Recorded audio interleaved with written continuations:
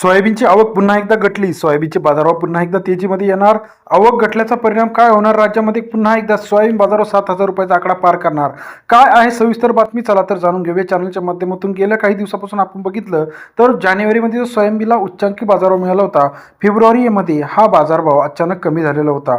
आता आवक जर बघितली आपण, राज्यातील महत्त्वाची मार्केट जालना असेल, अमरावती असेल, लातूर असेल, कारंजा असेल, हिंगणघाट असेल, अमरावती असेल, लातूर असेल, सर्व बाजार समितीमध्ये सोयाबीनची आवक ही मोठ्या प्रमाणात घटताना आपल्याला पाहायला मिळत आहे. याचा परिणाम असा होणार आहे की राज्यामध्ये जी का सोयाबीन प्लांट आहे, सोयाबीन बियाणे कंपनी आहे, यांना सुद्धा सोयाबीनचा तुटवडा गेल्या काही दिवसामध्ये आपल्याला जाणवायला सुरुवात झाली. मग आता सोयाबीन बाजारभाव का वाढणार? खरंच आवकाचा आणि सोयाबीनचा बाजारभावाचा संबंध आहे का? तर ही 4 कारणं सोयाबीन बाजारभावासाठी सर्वात महत्त्वाची आहे.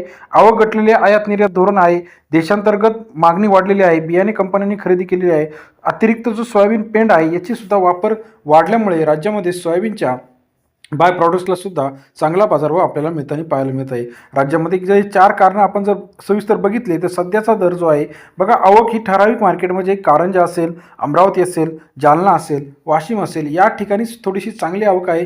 बाकी सर्व ठिकाणी आवक ही आपल्याला सोयाबीनची मोठ्या प्रमाणात घटताना पाहायला मिळत आहे. मग आता इथून पुढे मार्च महिन्यामध्ये कसा बाजार असणार आहे?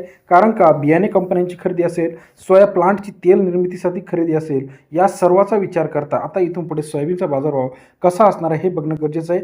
शेतकऱ्यांना यापुढे सोयाबीनला आयात निर्यात धोरण सुद्धा महत्त्वाचं असणार आहे. आंतरराष्ट्रीय हालचालींचा विचार करता सोयाबीनला मोठी मागणी आता विदेशातून सुद्धा येताना आपल्याला पाहायला मिळणार आहे. आंतरराष्ट्रीय मार्केटमध्ये मोठ्या प्रमाणात मार्केटमध्ये तेजी मंदीचं सावट सध्या येत आहे. आता कमोडिटी मार्केट असेल, सोयाबीन बाजारभाव कसे वाढणार याकडे सर्वांचं लक्ष आहे.